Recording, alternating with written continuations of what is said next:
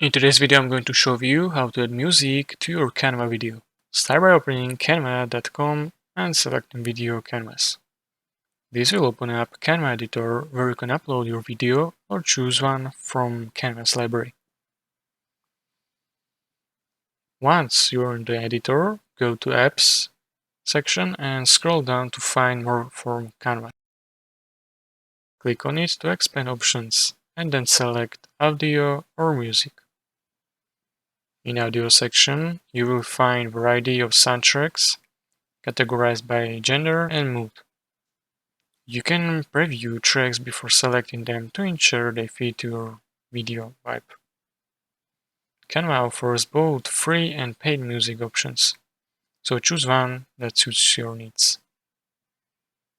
Once you've found perfect music track, simply click on it to add it to your video, and you will see a stamp indicating where the music has been added in your timeline.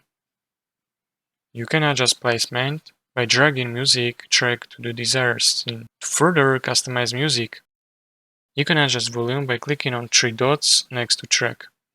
Here you can also add effects to the audio or delete track if needed.